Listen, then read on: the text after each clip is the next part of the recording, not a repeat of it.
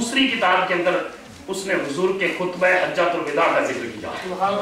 یہ میں اس لیے روٹین سے ہٹ کر باتیں کر رہا ہوں کہ معجزاتی پہلو اور فضائل کا پہلو تو سنتے ہی ہیں، ہوتا رہے گا، مگر آج بھی دنیا کی دانش اس نتیجے پر پہنچ رہی ہے کہ اس دنیا میں دنیا کی نجات دہندہ جو ہے وہ فقط محمد مصطفیٰ صلی اللہ علیہ وسلم. اس نے خطبہ حجۃ الوداع کا حوالہ دیا کہ حضور علیہ السلام جب خطبہ دے رہے تھے 1,10,000 سال کے بعد، جب حضور علیہ السلام اسی مکہ مکرمہ میں خطبہ حجۃ الوداع دے رہے تھے اور حضور فرما رہے تھے کہ لا فضل علی عربی علی عجمی ولا لعجمی علی عربی ولا لاسود علی احمر ولا لاحمر علی اسود الا بالتقوی، کہ لوگوں کسی گورے کو کسی کالے کے اوپر اور کسی کالے کو کسی گورے کے اوپر کوئی فضیلت نہیں ہے. اس لاکھ کے مجمع میں سارے ہی عرب تھے اور عرب کے گرد و نواح سے آنے والے تھے، سرخ و سفید تھے، ان کی رنگتیں سرخ و سفید تھی، سارے ہی سرخ اور سفید تھے، مگر مصطفیٰ کہہ رہے تھے کہ کسی گورے کو کالے پر کوئی فضیلت نہیں، سارے ہی گورے تھے. اس پورے مجمع میں ایک کالا بلال بیٹھا مگر رسول کی آمد تک کے لیے دیا.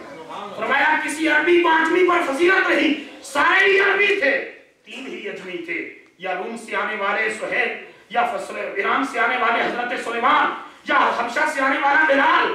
ایچ جی ویلز نے یہ ریفرنس دینے کے بعد لکھا ہے although the sermons of human freedom, fraternity and equality set before also، اگرچہ انسان کی آزادی کے واز بڑے کیے گئے، انسان کی حریت اور مساوات اور آزادی کے درس اور لیکچر بڑے کیے گئے، اگرچہ دنیا میں جو ہے حریت فکر اور انسانی مساوات اور برابری کے اوپر تقریریں پڑھی گئی، مقالے بڑے جو ہے پیش کیے گئے، مگر لکھتا ہے it must be admitted that it was only Muhammad صلی اللہ علیہ وسلم in whole human history who for the first time established a society based upon these principles. کہتا ہے مگر ساری کائنات کی تاریخ میں ان اصولوں پر صرف محمد مصطفیٰ نے پورا نظام اور معاشرہ کر کہ خود نہ تھے جو راہ پر اور ان کے ہاتھی بن گئے. کیا نظر تھی جس نے مردوں کو مسیحا کر دیا. میں اختتام کی طرف لا رہا ہوں، 2-4 منٹ میں اپنی گفتگو کو کنکلوڈ کر رہا ہوں. یہ ایچ جی ویلز نے اس کا اعتراف کیا. ابھی 2 سال قبل فروری 2008 کو برطانیہ کے اندر جو چرچ آف انگلینڈ ہے اس کا جو ہیڈ ہے ولیم نے وہاں ایک statement the. William church of England کے ہیڈ نے، اور اس نے سٹیٹمنٹ میں کہا کہ دنیا میں عدل اور انصاف کا نظام اصل وہی ہے جو مسلمانوں کے پیغمبر محمد مصطفیٰ نے قائم فرمایا، اور کہا کہ عورتوں کے حقوق کے ویمن رائٹس کی بات کرنے والا، عورتوں کے حقوق کا تحفظ نہ محمد صلی اللہ علیہ وسلم سے پہلے اس طرح ہو سکا نہ بعد میں ہو سکا جو تاجدار کائنات علیہ السلام نے 1400 سال پہلے کر دیا. جب یہ سٹیٹمنٹ چھپی الیکٹرانک اور پرنٹ میڈیا کے اوپر آن ایئر ہوئی تو پورے برطانیہ کے مسیحی پادریوں نے ایک ہنگامہ کھڑا کر دیا، شور مچا دیا کہ یہ کیا ہے.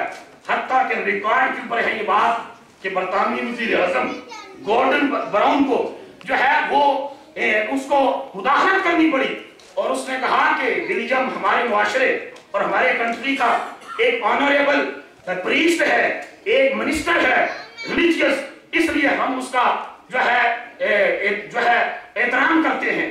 ٹھیک 2 دن کے بعد، یہ 12 فروری کو ہوا، ٹھیک 2 دن کے بعد 14 فروری 2008 کو واشنگٹن ریڈیو سے برطانوی قانون دان کیرم ایک خاتون ہے، اس کا ایک جو ہے انٹرویو جو ہے نشر ہوا، اور کیرم نے کہا کہ میں نے آج کل مسلمانوں کے نبی پر ایک کتاب لکھی ہے، محمد ٹوڈیز پرافٹ، محمد عہد جدید کے نبی.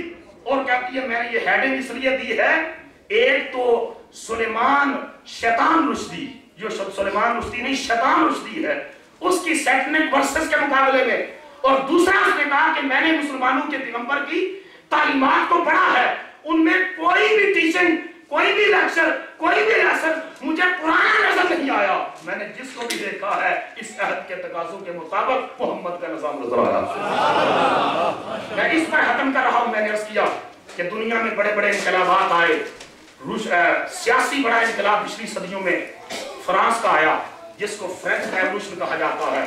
और मुआशी सतह पर जो इनकलाब आया वो रशियन रेवोल्यूशन है, सोशलिज्म के ऊपर मबनी। मैं 2 मिनट के अंदर इनका तजिया करके अपनी बात की इख्तिताम पजीर कर रहा हूँ कि जो फ्रेंच रेवोल्यूशन था, इसके नतीजे में दुनिया से बादशाहत का खात्मा हुआ और मॉडर्न डेमोक्रेसी इसके नतीजे में वजूद में आई।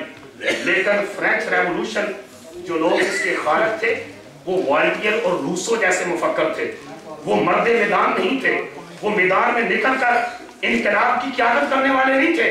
बंद कमरों के अंदर बैठकर वो इनकलाब के खाके बनाते रहे, फिक्र देते रहे, वो उसका निजाम वज़ा करते रहे, मर्द मैदान नहीं थे। इसी वजह से इसको ब्लड रेवोल्यूशन, खूनी इनकलाब का नाम दिया गया, क़यादत कोई नहीं थी। दूसरी तरफ रशिया के अंदर कैपिटलिज्म के मुकाबले में सरमायादारियत के जबर के अंदर फंसी हुई इंसानियत को आजादी अता करने वाला शख्स कार्ल मार्क्स, उसने किताब लिखी द कैपिटल दास।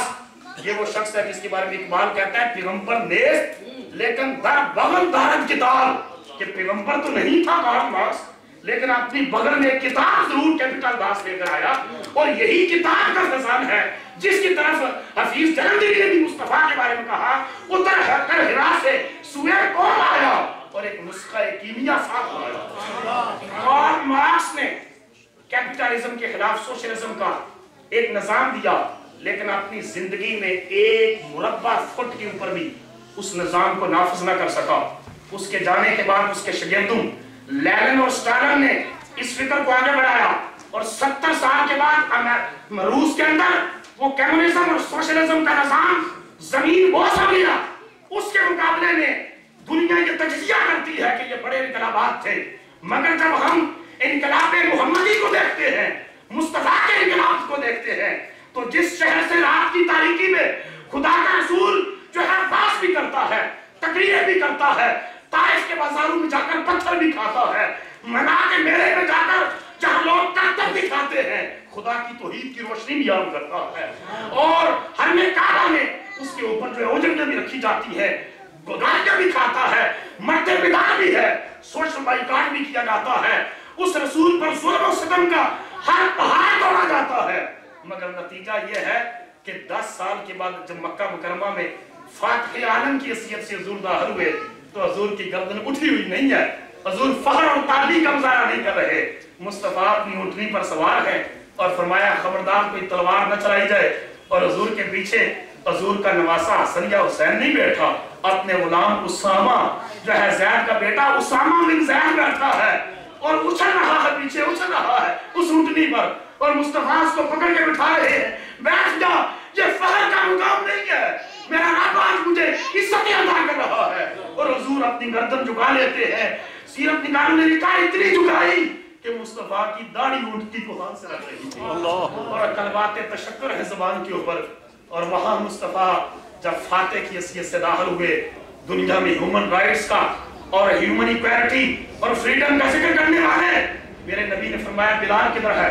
बिलाल खड़ा हुआ, फरमाया काबे की छत पर चढ़ और उठकर मेरे खड़े होकर मेरे रब की किबरियाई का ऐलान कर। वो गुलाम काला बिलाल काबे की छत पर चढ़ा, मक्का के क्रैशियों की आंखों में खून उतर आया कि ये काला बिलाल क्या मोहम्मद सल्लल्लाहु अलैहि वसल्लम को कोई और शख्स नहीं मिला? हुजूर ने फरमाया बिलाल को ही अजान पढ़। और वो वहां अजान पढ़ते हुए जब इन कलिमात पर पहुंचे, इन कलिमात पर के बल्कि अजान से पहले हुजूर से पूछा या रसूल अल्लाह मैं बदर में था, हुजूर ने फरमाया अजान पढ़, मेरा रुख काबे की तरफ था। मैं उहद में था, अजान पढ़, रुख काबे की तरफ था। मदीने में था, कहा अजान पढ़, रुख काबे की तरफ था। अब आपने काबे के ऊपर चढ़ा दिया, रुख किधर करूं? हुजूर ने फरमाया बिलाल तुझे परेशान होने की जरूरत नहीं, तो रुख मोहम्मद की तरफ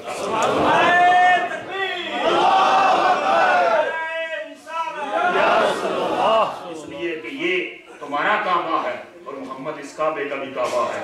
आला हज़रत ने कहा हाजियो आओ शहंशाह का रोजा देखो, काबा तो देख चुके, काबे का काबा देखो। और मुझे ये कहने दीजिए हुजूर आए तो सिर्रे आफरीनिश पा गई दुनिया, हुजूर आए तो सिर्रे आफरीनिश पा गई दुनिया, अंधेरों से निकलकर रोशनी में आ गई दुनिया। बुझे चेहरों का जंग उतरा, सूखे चेहरों पे नूर आया। हुजूर आए तो इंसानों को जीने का शौक आया।